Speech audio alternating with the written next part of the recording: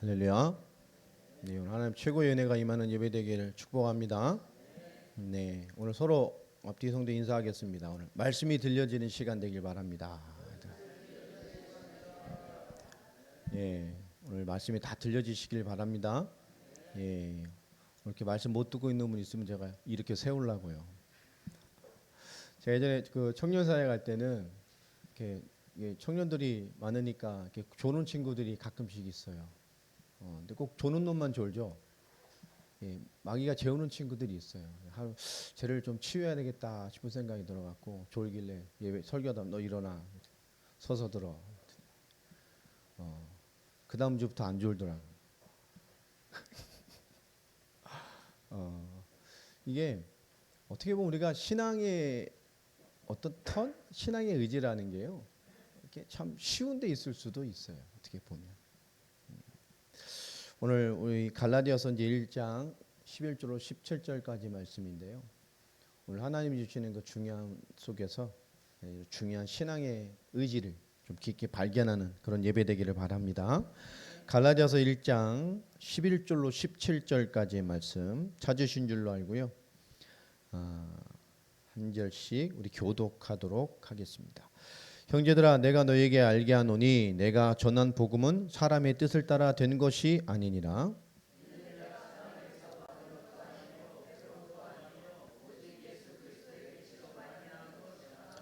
내가 이전에 유대교에 있을 때에 행한 일을 너희가 들었거니와 하나님의 교회를 심히 박해하고 멸하고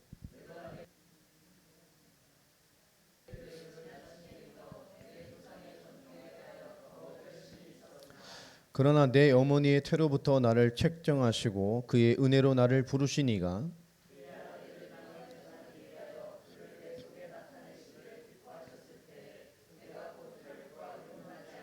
같이 읽습니다. 또 나보다 먼저 사도된 자들을 만나려고 예루살렘으로 가지 아니하고 아라비아로 갔다가 다시 다메섹으로 돌아갔노라.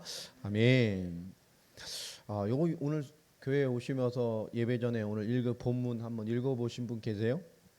예, 한번 손 들어 보십시오. 예, 한 커플만 있네요.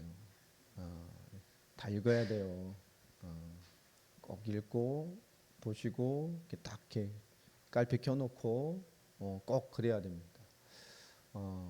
제가 이렇게 다 읽어보셨을 줄 알고 과반 이상은 이제 이렇게 하면 이렇게 얘기를 해야지 초반부터 이게 다 깨졌어요. 오늘 설교하기 힘들 것 같아요. 예. 영어에 보면 이런 단어가 있죠. Something, nothing, everything이라는 게 있어요. 근데 이게 신앙하고 똑같아요. 왜 그러냐? 오늘 말씀 제목이 은혜로 나를 부르심에 대한 얘기잖아요.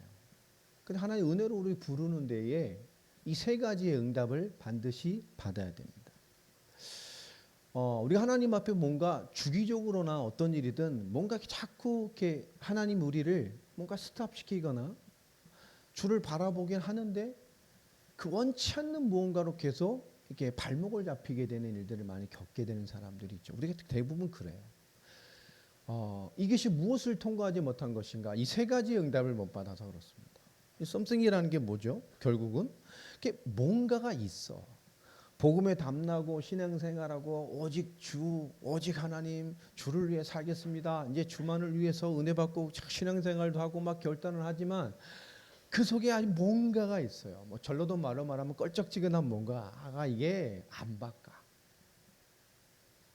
무언가가 해결이 안 돼. 그래서 결국 삶의 중요한 순간에는 하나님이 아니고 내가 주인 노릇하죠. 우리가 세상을 살아가고 우리가 세상에서 많은 것들을 취해가며 살아야 되기 때문에 세상의 원리와 법칙을 무시하라는 얘기는 아닙니다. 우리가 살아야 되고 벌어야 되고 그런 얘기는 아닙니다. 그러함에도 그 중요한 우리가 살아가는 삶의 원리 속에 하나님이 내 인생의 주인 되고 주권자가 되시고 그러함에도 하나님 역사하심에 대한 그 무언가가 해결되지 않는 그 뭔가 교묘한 불신앙은 아닌데 아주 교묘하다고 뭐라 해야 될까? 아주 좀 끈적끈적한 그죠? 뭔가가 해결이 안 되는 사람들이 있습니다. 그러니까 결정적일 때 주여 이러고 승부를 못 거는 거죠. 우리 물 오면 주여 이렇게 붙어버려야 되잖아요. 근데 뭔가 딱 오면 주여 붙는 게 아니라 뭔가 딱 오면 주여 이러고 가는 사람들이 있어요. 주여가 안 되죠. 기억이 하나 붙어버려가지고 그냥 주여. 하나님 왜 그러시냐? 그 무언가가 나징 뭐가 되죠? 하나님께서요 완전히 무너뜨리기를 원하시는 거예요. 우리가 큰 것을 실수하기 때문이 아닙니다. 우리가 작은 생각해 보세요. 일상에서 가장 제일 편한 내 일상과 내 근본에서 하나님을 놓치기 때문에 그래요. 하나님 우리가 큰 일 있을 때만 하나님 붙잡는 걸 원하시는 게 아니에요. 그냥 늘 하나님 붙들어야 돼요. 여러분 일상에서 하나님 계시길 바랍니다. 근데 일상에 하나님이 없어요. 내 개인적인 삶에 하나님이 없어. 이게 참 그렇죠. 하나님 그래서 그러는 거예요. 이게 뭔가 아무것도 아닌 거예요. 아무것이 뭔가 그게 해결 안 되는 그 무언가 때문 안에 우리를 아무것도 아닌 것 같이 만들어 버려요. 때로는 아무것도 없게 해버릴 수도 있어요. 왜 그렇죠? 우리의 그 something 같은 그 무언가가 해결이 안 돼서 그래요. 자, 왜냐? 이게 돼야 진짜 뭐가 되죠? everything 돼요. 그죠? 모든 것 된단 말이에요. 이 모델이 구약에도 한 명 있고 신약에도 한 명 있어요. 구약엔 누구겠어요? 네? 모세죠. 특별히 말하면 그 애굽의 왕자로 황궁에서 그 최고의 교육을 받고 모든 건 감당할 수 있는 지식을 다 배우잖아요. 이집트에 세워진 대학이. 지금 이집트에 가면 뭐 4,000년 된 대학이 있잖아요. 3,000년 넘은 대학이. 모세가 나온 거예요. 왕족들 대학도 시작해 지금도 있습니다. 어마어마한 엘리트 교육기관이에요. 그 당시로 따지자면. 그냥 그 교육을 받아 나온 사람이 그냥 어느 나라 가면 나라를 통치할 만큼의 학식을 가르치는 어마어마한 교육을 받은 사람이잖아요. 근데 뭐가 안 됐죠?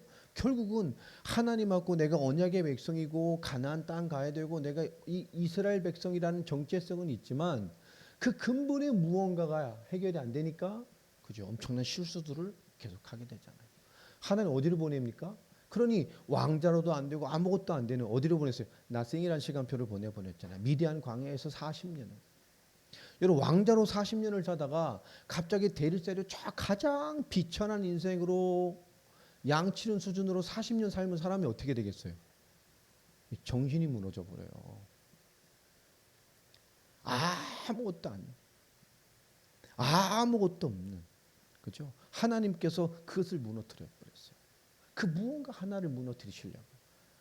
그때 어떻게 됐습니까? 하나님 그 다음부터 모든 것이 하나님 앞에서 아멘이 되는 사람이 됐어요. 모든 것을 하나님의 말씀과 뜻을 따라 감당해내는 사람이 됐어요. 여러분 전과 후에 누가 더 강력했죠? 왕자인 모세, 애굽 황실의 모세, 어마어마한 학식이 있고 어마어마한 능력이 있고 누가 더 완전한 인생을 살았죠? 나싱을 통과해서 에브리싱이 된 사람이에요. 바울도 그랬죠. 오늘 고백에 있는 13절 14절처럼 내가 유대교에 있을 때에 하나님의 교를 심히 박해하고 뭐 했어요? 멸했어요. 예수 믿는 사람을 죽이고 교회를 무너뜨리는 일을 하던 사람 아닙니까? 누구 때문에요? 그게 하나님 잘 믿는 줄 알았다니까. 어느 정도 신앙이 완전하다고 생각했죠? 내가 내 동족 중 여러 영갑자보다 유대교를 지나치게 믿어. 진짜 이스라엘 역사를 봐도 나같이 잘 믿었던 사람이 별로 없을걸? 이 정도로 믿었다는 거예요. 유대교를. 내 조상의 전통에 대해 더욱 열심히 있었어요. 그런 바울을 하나님 어떻게 했습니까? 아무것도 없는, 아무것도 아닌, 그죠? 그 최고라고 생각했던 것들 완전히 무너뜨린 시간 이후에 사도 바울은 모든 것을 다 할 수 있는 사람이 됐어요. 내게 능력 주시는 자 안에서 내가 모든 것을 다 할 수 있어. 비천하든 있든 없든 환경과 조건이 상관없는 사람이 됐어요. 빌립보서 4장 19절은 뭐라고 말씀합니까? 하나님 그리스도 예수의 은혜 안에서 나의 모든 쓸 것을 채우실 것이다. 아멘입니까? 하나님이 내 삶을 주관하심을 믿습니까? 하나님의 삶에 끊임없이 역사하심을 믿어요? 성령이 내 안에 역사하심을 믿나요? 아멘입니까? 그렇죠. 그리고 그 삶이 내 일상에 계셔야 돼요. 이건 굉장히 전 신앙의 최고의 법칙입니다. 특별한 일에 하나님의 계시가 하려 하지 말고요. 믿음으로 늘 그리스도를 너희 속에 계시게 하라. 날마다 임마누엘입니다. 모든 것에 임마누엘입니다. 모든 순간에 임마누엘이에요. 이게 최고의 비밀입니다. 우리 자꾸 뭔가 특별하게 만나려고 할 때가 많고 뭔가 환란을 통해 만나려고 하고요. 뭔가 드라마틱하게 만나려고 합니다. 아니요. 평상시에 일상 속에 하나님의 은혜로 충만히 누리시기 바랍니다. 그래야 회복돼요. 살아난다고요. 내가 일상에서 하나님의 은혜를 채우는 비밀을 못 누리면 그죠? 특별하면 채워질까요? 안 돼요. 일상에서 하나님을 누리지 못하는 체질로 오래 예수 믿어버리면 사람이 이상해집니다. 믿는 것도 아니고 안 믿는 것도 아니고 막 교회 와도 그런 사람들이 이건 웃는 것도 아니고 우는 것도 아니고 이런 사람들이 있잖아요. 그렇게 되어버려요. 제가 아는 목사님 중에 이거 싫어합니다. 교회를 이렇게 건축하게 된 이분이 좀 나이가 있으신 분인데 거의 70이 낮은 목사님이 마지막에 내가 목대 은퇴하기 전에 교회는 제대로 하나 짓고 가야지. 그러니까 상가에 이렇게 계시다가 이렇게 상가 같은 한 3층 된 건물을 이렇게 하시다가 제대로 된 교회를 한번 짓는다고 막 독려하셔가지고 옆에 교회를 막 짓기 시작했어요. 근데 일이 많잖아요. 일이 잘 안 돼요. 그러니까 목사님이 교회가 마무리되지 못한 좀 되고 막 그런데 거기서 막 예배 드리고 막 그러니까 이분이 너무 신경 쓰니까 막 교회에서 막 숙식을 하시면서 막 그걸 다 너무 예민하다 이분이 이거 뭔가 이게 뭐 밸런스를 잃으셨어요. 그래가지고 어느 날 막 주일 막 토요일 저녁부터 몸이 너무 피곤하시고 막 쌓인 거죠. 스트레스 쌓이고 막 이게 막 너무 피곤하고 몸이 막 감당이 안 되시는 거야. 막 피곤. 근데 주일날 예배 드리고 하잖아요. 그러니까 부교육자들이 뭐 이렇게 사회 보고 근데 대표기도가 된 거예요. 대표기도. 이분 목사님 탁 앉아 대표기도 하시는데 하나님의 사랑이 막 핵폭탄 같이 몰려와 버렸어. 잠이 드셔 버렸어요. 대표기도 끝나고 딱 기도송 끊는데 목사님이 그냥 완전히 주님을 만나고 계신 입신하셔가지고 이게 하늘인지 땅인지 모르고 생각해보세요. 끝났는데 목사님이 여기서 주무시고 계시니까 성도들이 다 어딜 봐요. 누가 나설 수가 없잖아. 뭐 수근수근하고 그래서 목사님 막 불러보기도 하고 부교육자들이 목사님 막 부르기도 하고 막 이제 수근수근하기 시작을 하는 거예요. 막 시간이 좀 지난 거죠. 안 되겠다 싶으니까 이제 부목사님 오셔가지고 목사님 옆에 딱 이렇게 탁튼 거예요. 근데 목사님이 눈을 펄쩍 뜨시니 교회 성도들을 딱 보시니 딱 일어나서 앞에 딱 서시더니 지금은 우리 주 예수 그리스도 하나님의 크신 사랑. 그날 성도를 땡 잡았어. 예배가 10분 만에 끝나버렸어. 영원히 함께 하실지어다 했으니 뭐 반주 안 할 수도 없잖아. 어떻게 수습할 겁니까? 실제 있었던 일이에요. 예. 그러니까 그때부터 성도들이 막 헌신하기 시작을 하고 교회를 빨리 마무리 지어야 되겠다 한 거예요. 왜요? 목사님 얼마 안 남았다. 말은 그렇게 안 하지만 교회 뭔가 분위기가 생긴 거예요. 새 교회가 세우면 새 부대에 담아야 되겠다. 우리 목사님 막 이렇게 열심을 내서 그런 건 아니겠지만 그거 아무것도 아닌데요. 성도들이 움직이기 시작을 하고 교회 마무리가 잘 돼갔어요. 어떻게 보면 이게 말도 안 되는 일이지만 또 하나님께 역사하시려니까 그게 또 그렇게 되더라고요. 예. 얘기를 들으면서 목사님도 웃으면서 하는 말이 나도 한번 한번 잡아야겠네요. 우리 교회는 어떨까 하려나. 성도 테스트를 한번 해보시려고 목사님. 나도 한번 잡을까 그럼 우리 성도들 어떻게 하려나 이런 얘기를 하시더라고요. 오늘 갈라디아서 1장 11절에 가장 중요한 이제 부르심에 대한 얘기를 합니다. 우리가 복음으로 구원을 받았죠. 이 구원이라는 것은 100% 전적으로 그리스도의 은혜로 하나님의 주권으로 우리에게 주신 것입니다. 그렇죠? 여기에 어떤 조건도 개입될 수가 없어요. 할례를 받아야 된다. 율법을 지켜야 된다. 전통을 지켜야 된다. 유대인과 같은 하나님의 택함의 징표인 그죠? 선민의 직위. 하나님 사람이야? 하나님 사람 됐어? 구원받았어? 그렇다면 얘는 하나님의 사람의 증표를 받아야 돼. 이게 하나님의 본 인류 이스라엘 본류의 징표야. 할례를 받고 계명을 지키고 모세가 말한 모든 명을 지켜 행하는 거야. 하나님이 그리스도로 말미암아 주권적으로 주셨던 하나님의 전적인 은혜를 인정한다고 하면서도 뭔가 다른 것을 합니다. 우리가 신앙의 이중성이 있을 때가 참 많잖아요. 하나님은 역사하신다 하면서도 우린 일상의 법칙에 하나님을 인정하지 않을 때가 참 많습니다. 복음이 부족하기 때문에, 복음이 불완전하기 때문에 우리가 무언가를 더 해야 된다는 말은 안 하지만 이런 모순의 논리는 결국 우리의 신앙이 결정적일 때 하나님 앞에 서지 못하게 하는 불완전한 신앙을 만든단 말이에요. 그리스도로 받은 구원이 부족하기 때문에 우리가 뭔가를 더 해야 하나님의 역사가 내게 이루어지나요? 여러분, 이게 우리는 은연중에 이런 것들이 뭔가 있는 게 많아요.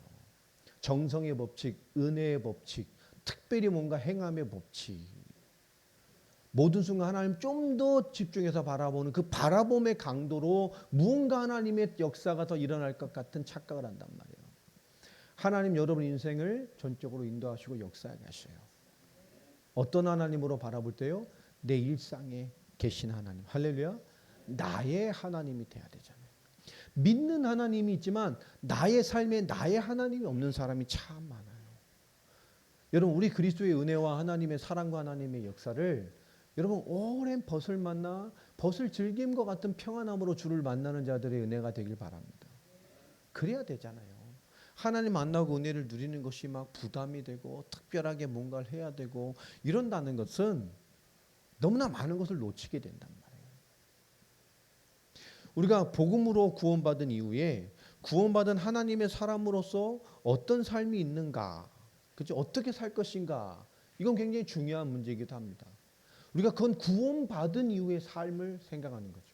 우리가 구원을 받았기 때문에 우리가 새로운 생명을 얻은 새로운 삶은 어떻게 살아야 되느냐, 이거는 하나님의 말씀을 통해서 우리가 받아내야 되는 거예요. 그러나 우리의 구원, 하나님의 역사의 법칙은 우리의 정성이나 우리 행위나 율법을 행함과 상관이 없습니다. 우리가 일상에 하나님이 계신 새 생명 얻은 새로운 삶을 사는 것을 이해해야 돼요. 하나님 가까이 계십니다. 여러분, 당시 기독교는 없었죠. 이 성경이 쓰여질 때. 다 사람들은 뭐로 봤어요? 제가 서론에 설명을 했죠. 유대교나 유대교의 한 분파로 봤단 말이에요. 그런 인식이 있단 말이에요. 근데 이 사도 바울이 많은 것들을 보면서 야, 우리 신앙의 정통성, 우리 신앙의 가장 중요한 것을 나타내야 되겠다. 우린 유대교가 아니다라는 것을 나타내기 위해서 이것을 쓴 거란 말이에요. 우리의 정통의 신앙이 뭐냐? 우린 유대교가 아닙니다. 근데 이때는 기독교가 없었기 때문에, 우리 개신교가 없었기 때문에 유대교의 분파로 봤죠. 그래서 사도 바울도 가는 곳마다 회당을 중심으로 사역을 했습니다. 오늘 11절에 보면 형제들아 내가 너에게 알게 하노니 내가 전한 복음은 사람의 뜻을 따라 된 것이 아니다. 여기서 형제들아라는 말을 합니다. 형제들아. 근데 형제들아 이런 말의 표현이 어떻게 느껴지죠? 이건 굉장히 사랑스러운 단어로 얘기를 하는 거예요. 근데 우리 지난주 봤던 10절까지의 본문을 보면 좀 이해가 안 되죠. 우리 6절부터 10절까지 그들을 뭐라고 말했죠? 배신자들이라 했잖아요. 배신자들이라고 생각하면서 내가 너에게 전한 복음에 다른 복음을 전하면 너희 뭘 받을 거야? 막 너무 화가 나서 이 다른 복음에 대한 전면전을 선포하면서 사도 바울이 조금 전까지 뭘 퍼붓고 있었어요? 이 신앙의 배신, 2년도 못 기다려 신앙의 변절자들을 향해서 뭐요? 막 이 저주를 받을 것이다. 막 하늘에 내려온 천사도 다른 복음 보면 저주를 받을 거다 그러고요. 10절에 뭐라 말합니까? 내가 사람을 기쁘게 하랴 하나님을 좋게 하랴 이것들아 내가 하나님 막 이러면서 막 저주를 퍼붓더니 갑자기 뭐라 그래요? 형제들아. 조울증입니까? 이게요. 이게 굉장히 중요한 의미가 담겨 있어요. 이 갈라디아 교회 성도들의 상태, 지금 상태가 어떤 상태죠? 지금 거짓 교사들에게 잡혀서 혼동 상태에 빠져 있는 거잖아요. 그래서 사도 바울은 그들이 지금 변절자라 그러고 막 화를 냈단 말이에요. 다른 복음에 흔들린 이 사람들, 우리 같았으면 어떻게 하겠어요? 우리 같았으면 야 이놈 자식들아, 너희들이 복음을 받아놓고 이 완전한 복음을 받아놓고 그럴 수 있어? 이게 틀린 거야. 막 조목조목 막 혼냈을 수도 있는데요. 막 저주를 막 퍼붓더니 갑자기 야단을 치는 게 아니라 무슨 표현이요? 아주 애정이 있는 언어로 형제들아 라고 얘기를 합니다. 왜 그럴까요? 인간적인 마음으로 화가 안 나겠어요? 화나죠. 인간적인 마음으로 거짓 교사들을 보면 어떻겠어요? 화나죠. 저 같았으면 밤에 복면 쓰고 가서 집 앞에 기다렸다 하나씩 손봤을 거야. 그게 제일 빠르잖아요. 그죠? 하나님 역사하는 것보다 하나씩 제거해버리는 게. 화가 안 나겠냐고. 그래서 사도 바울은 뭐 때문에 이럽니까? 갑자기요? 흔들린 한 영혼이라도, 이 흔들리는 하나님 앞에 이들에게 사도 바울의 마음이 뭐라죠? 한 영혼이라도 올바른 복음으로 다시 서게 하기 원하는 무슨 마음으로요? 사역자의 마음. 왜 그렇죠? 이 복음이 누구의 뜻이 아니기 때문에요. 사람의 뜻을 따라 된 것이에요. 내 뜻이라면 막 했을 수도 있는데 사도 바울은 아닙니다.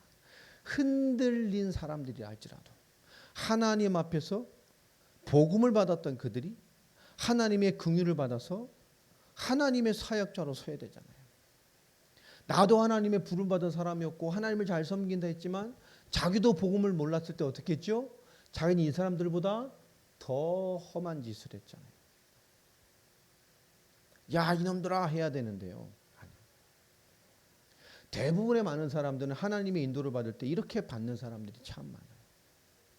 뭔가 하다가 내가 기분이 나쁘면 안 해. 하나님의 일을 뭘 하다가 나하고 부딪혀버리면 던져버리는 사람들이 있어요. 여러분 앞으로 평생에 남은 동안 그렇게 신앙생활하면 안 돼요. 사도 바울도 아마 그런 마음이 있었을 거예요. 이것들 때려치고 내 다른 지역 가서 복음 전하면 되지. 먼지라도 털어버리라 오라 하셨는데 맞아요. 일단 침까지 뱉고 갈 거야 이럴 수도 있어요. 너희밖에 없어? 사도 바울은 그렇게 안 합니다. 한 영혼이라도 바른 복음으로 서게 하려고요. 내 기분과 감정과 상태와 상관없이 뭐 때문에요? 하나님의 뜻으로 부름받은 자에 대한 나를 찾은 거예요. 여러분 모든 순간에 하나님 앞에서 복음으로 부름받은 나를 찾으세요. 이게 시작입니다. 그래야 인도를 받아요. 사도 바울은 그 시작을 한 겁니다. 나의 감정을 넘은 거예요. 나의 상태를 넘어선 겁니다. 왜 그렇죠? 고린도전서 4장 1절의 말씀처럼 맡은 자에게 바랄 것은 뭐라 그랬어요? 충성입니다. 맡은 자는 누굴 따라 움직이는 거예요? 맡겨주신 분을 따라 움직이는 거예요.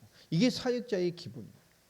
오늘 사도 바울은 자기와 상태와 감정과 상황을 뛰어넘어서 하나님께 맡은 자의 사명으로 그것으로 모든 상황을 대면하는, 복음은 사람의 뜻을 따라 된 것이 아니에요. 나를 넘어서 하나님의 뜻으로 자신을 맞춘 겁니다. 우린 모든 순간에 이런 성숙됨이 있어야 돼요. 일상에서의 하나님의 부름받은, 하나님의 뜻으로 세움받은 나의 의미를 놓치지 않는 사람이 되기를 바랍니다. 이게 중요한 거예요. 그러면서 12절에 말하죠. 이는 내가 사람에게 받은 것도 아니요 배운 것도 아니요 오직 예수 그리스도의 계시로 말미암은 것이다. 여러분 계시, 비밀과 계시는 좀 다른 말이죠. 비밀은 뭐죠? 비밀은 보여주면 알아요. 그렇죠? 들려주면 알아요. 이게 비밀이죠. 얘 비밀이야? 아무에게도 말하지 마. 그 순간 비밀은 끝난 거예요. 그렇죠? 근데 계시는 뭐죠? 계시는 비밀이라는 얘기가 아닙니다. 계시는 보여줘도 몰라요. 그게 계시입니다. 왜 그렇죠? 계시는 하나님이 열어주셔야 가능하기 때문에 그래요. 계시란 말에 열어주다 이런 뜻도 포함이 되어 있거든요. 하나님이 알게 해주셔야 돼요. 열어주셔야 된단 말이에요. 이게 중요한 거예요. 이 계시의 모든 주제는 뭐죠? 예수 그리스도십니다. 이 계시는 이 하나님이 열어주시는 거예요. 여러분 성경을 읽어도 하나님이 열어주시지 않으면 복음을 깨달아요? 못 깨달아요? 못 깨달아요. 제가 전도하다가 성경 백도관 목사님 만나봤다 그랬잖아요. 나보다 성경을 더 많이 알아. 심심하면 보신대요. 지금도 보다가 불경으로 해결 안 되는 의문이 있으면 성경을 보면 거기 나온대요. 이분이. 아주 이거는 깊은 책이라면서. 근데 복음을 몰라. 안 믿어. 예수 몰라. 예수나 나나 똑같은 하늘의 도를 깨달은 뭐 그런 한 사람 보지 안 믿어요. 성경을 백독을 이상 했다니까요. 여러분, 성경을 읽어도 알지 못합니다. 성경을 읽고 성경을 보고 말씀을 들어도 알지 못하는 사람이 많아요. 왜냐? 하나님이 열어주셔야 되기 때문에 그래요. 계시의 주체가 누구시냐? 그리스도십니다. 그러니까 계시의 모든 주체는 예수 그리스도를 나타내는 거예요. 자신이 복음의 출처잖아요. 그리스도만이 오리지널 복음이란 말이에요. 자, 갈라디아서의 기록 목적이 이제 뭐 때문에 썼다 그랬죠? 서론에 말했을 때 다른 복음에서 무슨 복음으로? 바른 복음으로. 유대교에서 어디로 넣은 게 뭐요? 이제 우리는 유대교가 아니야. 저런 모습을 보니까 이제 아니야. 우린 적어서 완전한 뭐래요? 단절을 이루어야 돼. 우린 성경과 그리스도의 온전한 신앙으로 완전한 복음의 정통성을 세워야 되겠다라고 느껴서 유대교에서 뭐요? 기독교로. 세 번째 뭐죠? 유대와 기독교의 이 교의 차이가 뭡니까? 오직 예수 그리스도만이 구원이에요. 예수께서 그리스도 오셔서 십자가와 부활로 그리스도의 사역을 완성하셨어요. 그래서 예수만 그리스도입니다. 예수로만 구원을 받는 거예요. 그 그리스도로만 하나님의 뜻을 이루시는 거예요. 그리스도의 예언대로 예수께서 하나님의 땅에 사람으로 오셔서 말씀 그대로 죽으시고 부활하시고 승리하셔서 말씀을 100% 완전히 영원히 이루셨어요. 여러분, 이 둘의 차이는 예수 그리스도의 복음입니다. 예수 그리스도의 완전한 구원이란 말이에요. 지금 말하면 갈라디아서는 오늘 우리 섬기는 우리 개신교, 우리 기독교의 출발점과 같은 메시지입니다.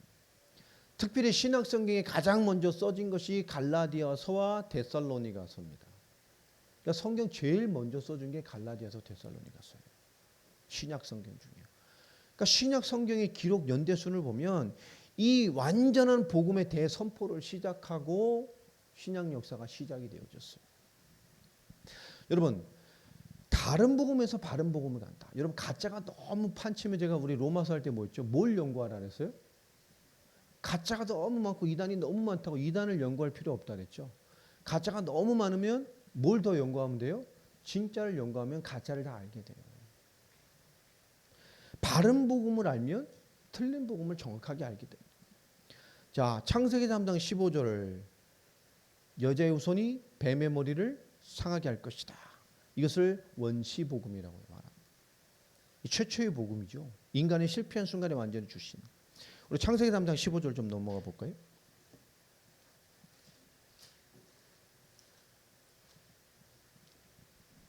우리 다 아는, 다 암송하고 있는 구절이기도 합니다. 여기서 보면 하나님께서요, 인간이 완전히 실패하고 사단에게 속아서 죄와 저주로 완전히 무너진 그때 하나님이 사단, 뱀부터 아담까지 하나씩 진노하시고 그들을 책망하시는 장면의 시작이란 말이에요. 자, 내가 너로, 여기서 너는 누굽니까? 지금 3장 15절은 하나님이 사탄에게 말씀으로 진노하시는 장면이잖아요. 자, 너는 누구죠? 사탄입니다. 그리고 너는 누구와 원수가 돼요? 여자와 원수가 되고. 여자. 사탄이 여자를 별로 안 좋아합니다. 그 얘기 아니죠. 여자와 원수가 되게 하고. 그죠? 그건 뭐죠? 우리 그 죄를 지은 본질 여자. 근데 더 중요한 건 뭡니까? 또 그 뒤에 네 후손도, 그럼 사탄이죠. 사탄의 후손이란 말이에요. 그 사탄의 후손도 누구하고요? 여자의 후손과 원수가 돼요. 그런데 여자의 후손은 네 머리를 상하게 할 것이고. 자, 여자의 후손, 왜 이렇게 얘기를 할까요? 남자의 후손이면 뭐가 있어요? 원죄. 여자의 후손의 말은 동정녀 탄생을 말합니다. 죄 없으신 인간의 씨로 오신 게 아니잖아요. 성령으로 잉태되셔서 하나님의 뜻대로 하나님의 역사로 하나님의 방법으로 오신 분입니다. 원죄 없이 인간의 방법으로 오신 분이 아니란 말이에요. 성령으로 잉태해서 죄 없고 원죄가 없으신 여자의 후손으로 오셔서 뱀의 머리를 상하게 할 것이다. 뱀의 머리를 뭐요? 박살내고 짓이긴다는 뜻이잖아요. 여러분, 뱀 이렇게 머리를 완전히 으깨놓으면 뱀이 어떻게 돼요? 이미 머리가 깨지면 이미 끝난 거죠. 끝난 거라니까요. 근데 남은 몸부림이 있잖아요. 그렇죠? 제 군대 생활할 때 신교대에서 저 12사단 원통에서 훈련 받는데 사단 창설 기념일에 훈련 받는 중간에 있었어요. 3주 참가. 그러니까 하루 뭐 쉬라고 뭐 이렇게 훈련을 줄여주더라고요. 근데 특식이 나왔어요. 내일이 그날이에요. 타다 전날 특식이 나왔는데 옛날이니까 그러겠죠. 30년 넘은 군대 전이니까. 군대 가면 삐삐선이라는 게 있어요. 이렇게 통지선가 딸깍 돼지 3마리를 묶어놨더라고요. 취사장 뒤에다가 이렇게 다.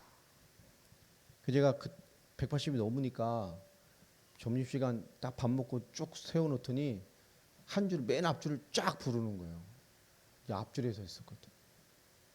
그 덩치 큰 애들 어디 가요? 살아있는 돼지 3마리를 잡으래요. 내일 먹어야 되니까. 닭목 이게 할 때도 좀 못 보는데 요즘 닭 깨끗이 나오죠. 저희 때는 닭 가면 얼마짜리 닭 주세요 그러면 그 자리에 목 탁 해가지고 땅 떠서 우리 그랬잖아요. 옛날에는 닭장에 가서 그 닭을 딱 주신 뭐예요? 그 자리에서 닭 목을 칼로 아주 통에 집어넣어서 피 빼고 끓는 물에 확 해가지고 털 벗기고 옛날엔 그랬어요. 그때니까 끌려간 5명이 다 서가지고 이 돼지를 어떻게 잡아 우리가 잡았어요. 잡기는 여러분 아세요? 돼지를 잡으러 왔는데 뭐 오한마를 주고 가더라고. 하고 뭐 중망치 막 뾰족한 거 칼 막 어떻게 하냐니까 막 오한마로 막 머리를 빡 묶어놨으니 딱 때리면 기절하는데 그때 빨리 이렇게 합니다. 그럼 막 하더니 저보고 한번 때리래요. 막 제가 돼지 때려봤어요. 근데 막 잔인하잖아요. 어떻게 때려 이거를 막 돼지를 막 가지고 제가 잘 때려야 돼. 한 방에 보내게 때려야 돼. 무서우니까 또 긴장해가지고 막 어떻게 딱 때렸어요. 빡 소리 나는데 얘가 너무 아팠나 봐. 돼지가 묶여가지고 옆으로 팔딱팔딱 뛰어서 막 가더라고. 소리를 지르가면서 똥을 막 분수같이 뽑아내면서 막. 여러분 왜 이 얘기를 왜 하냐? 여러분 뭔가 짐승도 딱 충격을 받으면 어떻게 되죠? 몸부림을 쳐요. 지금 사탄이 머리가 깨졌어요. 남은 건 뭐죠? 몸부림. 이 몸부림에 불신자와 세상이 당하는 거예요. 여러분 어떤 도전에도 흔들리면 이 머리가 상했다니까. 남은 몸부림에 이 세상과 불신자가 당하고 있는 거란 말이에요. 극을 바라잖아요. 그 몸부림은 정말 극한 몸부림. 돼지가 살아가지고 막 옆으로 팔딱팔딱 뛰어가지고 막 도망을 가더라니까 막. 이런 몸부림이란 말이에요. 야, 처절한 몸부림에 놀라지 말고요. 처절한 발악에 두려워하지 말라는 거예요. 이 신원의 날까지 그리스도 다시 오실 때까지 이건 득세하고 세상을 지배하고 막 능력 있는 것 같이 속이지만 아닙니다. 이 사탄은 예수 그리스도의 발꿈치를 상하게 한다고 얘기를 하죠. 이 말은 뭐죠? 그리스도의 고난과 죽으심입니다. 그리스도 사역의 사망에 대한 고난을 말하는 거예요. 그러나 결국은 어떻게 되죠? 이 그리스도의 능력으로 말미암아 어떻게 되죠? 사단의 머리는 이미 박살났어요. 성경은 그리스도로 이루시는 하나님의 열심을 계속 나타내고 있어요. 전 이 말에 참 멋있어요. 이게 신학적 용어인데요. 성경은 그리스도로 이루시는 하나님의 열심을 계속 나타내세요. 창세기 3장부터 끊임없이 성경 전체를 통해서 이 그리스도를 이루시고 그리스도로 역사하시고 그리스도를 주시기 위해서 하나님의 끝없는 열심으로 우리에게 역사하고 계십니다.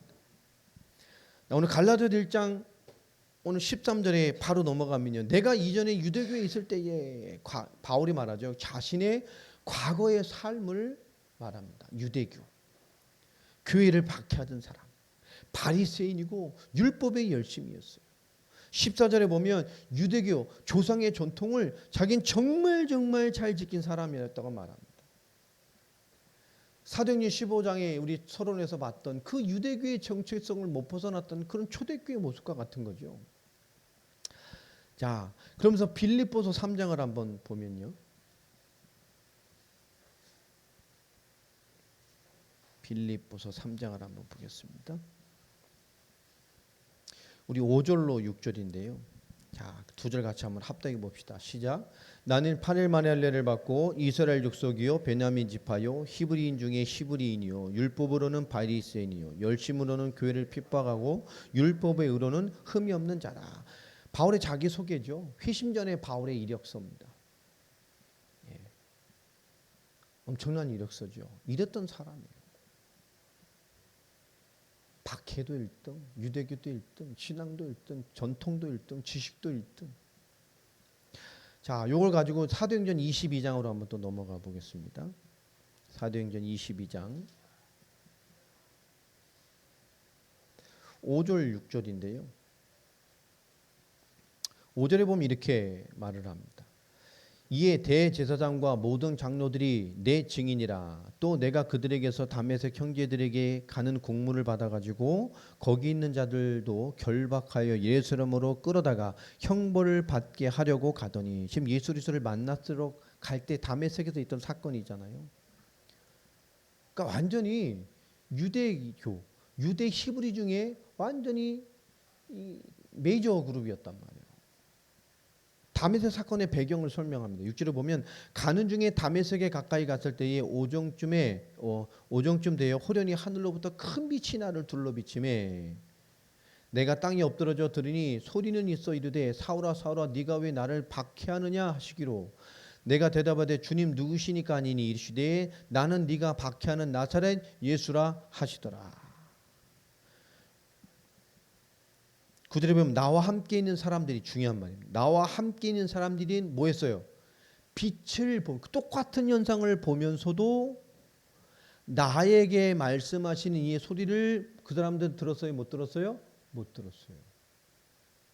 다 바울과 같이 예수 믿는 사람을 잡아다 핍박하고 교회를 파멸시키려고 지금 이 시리아 땅에 다메섹에 가는 이 사람들의 이 무리가 있을 거 아니에요? 공문까지 가는 이 사람. 그 많은 사람들이 그리스도께서 실제 현현에서 역사하시는 엄청난 영적인 역사 현장에 그 현장에 있어서 그걸 봤단 말이에요. 어마어마한 빛에. 그런데 오직 누구만 예수님의 음성을 듣게 되죠? 바울만. 그 사람 그 현상 속에만 있었어요. 음성을 받지 못했단 말이에요. 내가 주님께 이르되 주님 무엇을 하리까? 주께서 이르시되 일어나 다메섹으로 들어가라. 네가 해야 할 모든 것을 거기서 누가 이르리라 하시거늘. 하나님의 선지자죠. 자, 오늘 제 얘기를 뭐 할까요? 오늘 은혜로 부름받은 우리가 은혜로 부름받아 살기에 먼저 깨달아야 될 것이 있어요. 오늘 이 사도 바울의 자기의 과거의 사건을 통해서 그걸 우리에게 설명을 해주기 시작을 합니다. 자, 바울이 오늘 주님께 두 가지 질문을 했어요. 그렇죠? 근데 사도 바울이 복음을 전하고 사역하면서 가장 힘들었던 문제가 뭐였죠? 우리가 잘 아는 것처럼 사도권에 대한 문제였죠. 네가 사도야? 오늘 이 갈라디아서도 그것에 대한 논쟁이 있었습니다. 왜 그랬죠? 사도 바울이 그것에 대해서 거짓 신앙, 거짓 교사들을 공격하니까 그들이 뭘 공격해? 네가 사도야? 네가 무슨 사도야? 우리 예루살렘 교회 원래 우리 정통은 너 사도 아니잖아. 넌 박해하던 자였어. 갑자기 휙 낙하산같이 와가지고 네가 사도인 근거가 어디 있어? 주님과 함께했어? 주님께 직접 훈련을 받았어? 주님께 바로 네가 보내심의 파송을 받았어? 넌 없었잖아 거기. 네가 왜 사도야? 오늘 사도 바울은 자기에 대한 그런 공격들을 방어해내기보다 그것을 가장 강력한 메시지로 바꿔서 얘기했다면 사도권을. 자, 그들은 공적 기준을 가지고 사도 바울에게 대들었어요. 넌 거기 없었잖아. 예수님과 함께했어? 예수님께 교육을 받았어? 예수님의 보내심을 받았어? 아무것도 아니잖아. 세 가지 조건에 아무것도 해당 안 되잖아. 그 사도권의 공적 기준을 가지고 사도 바울을 데리고 공략했어요. 근데 우리가 올바른 얘기를 하는데 너는 왜 우리의 전통이 틀렸다고 얘기를 해? 가는 곳마다 이 사도권의 문제가 생겼잖아요. 자, 근데 예수님께서 말합니다. 예수님께서 그 사도바울에 보면 나사렛 예수다 얘기를 해요. 22장 7절에 보면 나사렛 예수다. 누구십니까? 나는 나사렛 예수다. 근데 왜 지역을 왜 밝히셨을까? 예수님 고향이 어디죠? 네? 고향이 어디죠?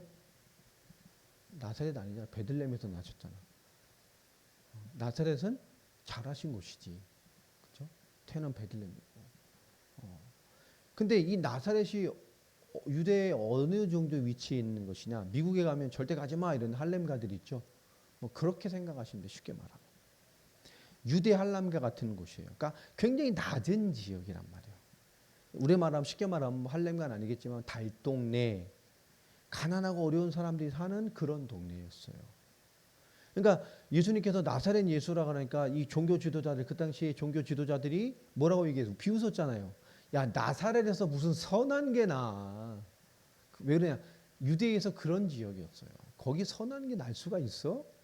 이렇게 무시받던 지역이란 말이에요.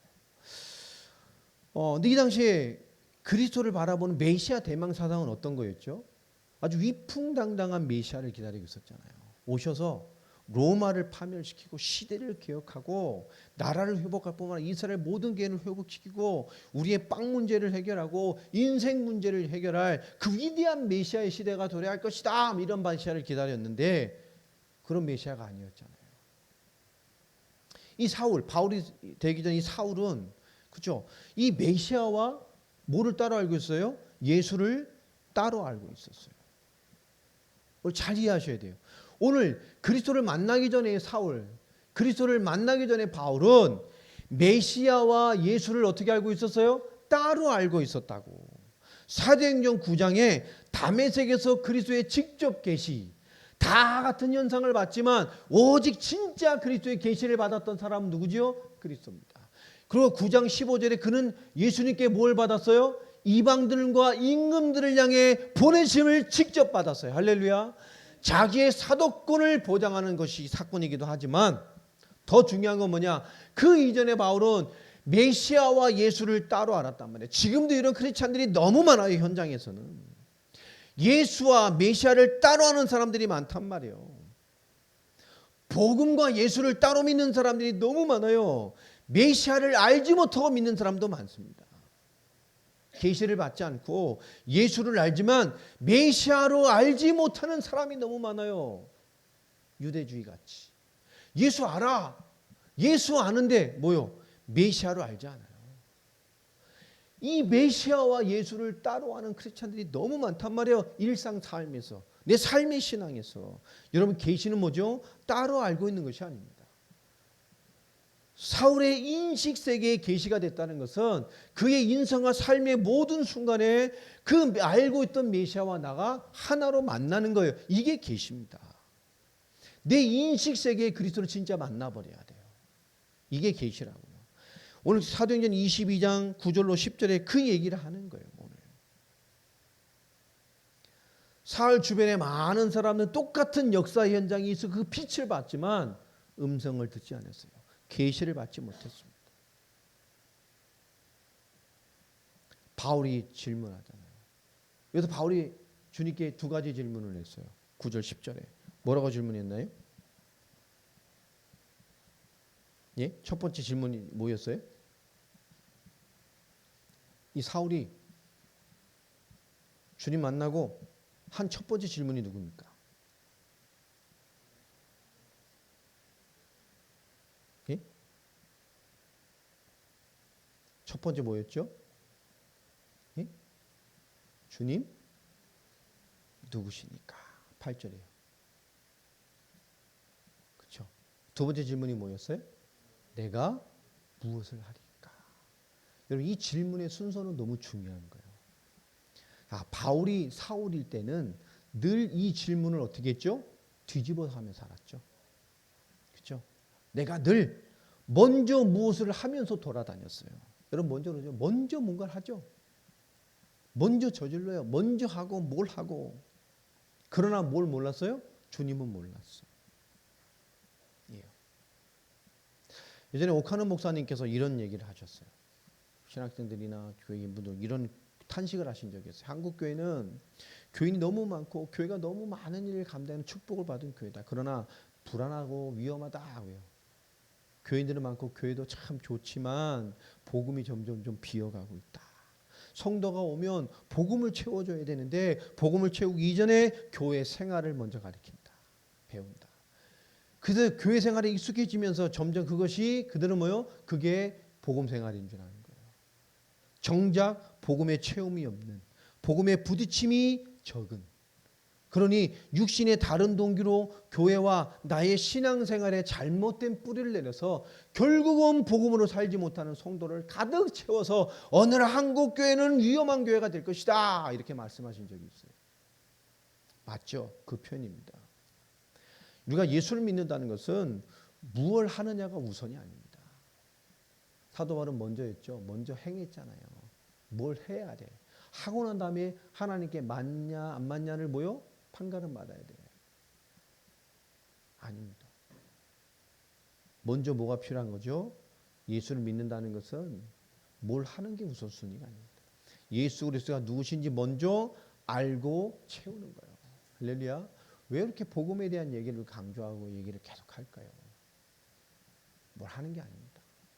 진짜 그리스도를 알아야 돼요. 그리스도로 채워져 있어야 돼요. 교회와 먼저 믿은 성도는 우리 새 가족에게요. 그 교회가 아닌 복음을 심어야 돼요. 우리 교회 생활이 아닌 복음을 심어야 돼요. 여기는 이제 좀 독특한 문화가 하나 있잖아요. 밥 먹고 나면 새 성도에게 뭐요? 섬김의 설거지를 가르치더라고요. 그렇죠. 우리 참 좋은 문화예요. 새 가족이다 그러면 그날만 새 가족이고 내일부터는 환 가족이요. 그날만 새 가족이. 그날만 새 가족이. 맨날 새 가족은 아니잖아. 다음 주부터는 환 가족이에요. 동료지. 같이 해나가는 거야, 같이. 좋은 거야, 함께 하는 거야. 복음을 충족하지 못하고 교회 생활을 채우면 결국 뭐죠? 그런 것 같지만 아까 서론에 말했던 것처럼 그 무언가 자기 고집과 자기 기준을 두고 교회 생활을 인도받는 엉뚱한 괴물 같은 모습을 만들어내요. 그 은혜 받지만 뒤로 돌면 괴물이 되어 있는 거예요.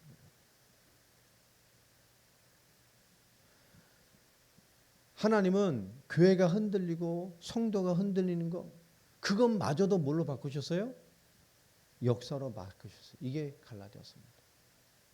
그 첫 열매, 성교의 첫 열매 교회가 복음을 받고 뭔가 흔들리고 성도들이 흔들리는 그것마저도 아닌 그걸 통해서 사도 바울을 보시고 이후에 모든 교회가 흔들림 없이 복음에 설 것을 염두에 두시고 하나님은 갈라디아라는 하나님의 역사의 기록으로 응답을 만들어 가셨어요. 하나님 바울의 첫 열매였던 이 시작인 갈라디아 교회의 변절과 복음의 변절과 다른 복음의 사건을 통해서 그것마저도 하나님의 그리스도의 복음의 대헌장이라는 그리스도인의 가장 중요한 것이 무엇인지를 이해하게 만드는 성경 역사로 바꿔놓으셨다. 하나님 지금도 역사를 만드시는 분이에요. 그게 우리 증인들입니다. 우리 후대까지 이것을 보면서 복음의 사람이 되도록 종교교회가들이 이 갈라디아 신앙을 근본으로 잡았고 오늘 우리도 복음의 근본 신앙을 보고 있잖아요. 오늘 갈라디아서 1장 15절에 이런 말씀을 합니다. 그러나 내 어머니의 태로부터 나를 택하시고 그의 은혜로 나를 부르시니까. 그렇죠? 이런 엉뚱한 일을 살았던 나조차도 하나님 태에서부터 창세 전부터 나기 전부터 나를 그의 은혜로 불러서 그런 많은 억울한 일까지도 복음의 증거와 능력이 되도록 나를 세워주셨어요. 바울이 사울의 인생이 없었다면 그리스도의 만남이 없었다면 그리고 말씀이 생체된 현장에 대한 경험이 없었다면 이런 걸 쓸 수 있었을까요? 여러분 우리가 구원받은 자라는 것 그리스도의 은혜의 부름을 받았다는 것은 여러분의 과거 현재 미래 모든 것들이 하나님의 역사로 계획된 부름받은 열매들이라는 거예요. 우린 무엇 하는 게 아닙니다. 그리스도로 충만해지시길 바랍니다. 그리스도를 알고 그리스도를 아는 것 안에서 믿는 것 안에서 믿기 때문에 그분을 알기 때문에 나와지는 삶을 살아가는 거예요. 여러분 그리스도로 늘 충만해지시길 바랍니다. 내 일상에 계신 하나님 오늘 사도 바울은 이 질문이 참 중요한 거예요. 누구십니까? 그리스도 알았어요? 그럼 그리스도라는 나는 어떻게 살아가야 됩니까? 이게 갈라디아서입니다. 오늘도 그리스도 안에서 우리 이 부르심을 따라 그 은혜, 여러분 과거도 은혜예요. 왜요? 복음 깨닫게 하시는 은혜. 복음을 가장 완벽하게 이해하는 지름길이라는 거예요. 죽어가는 영혼들의 영적 문제들, 영적 재앙들, 육신 문제들, 고통이 무엇인지를, 근본이 무엇인지를 이해하게 만든 지도를 내게 주신 거예요.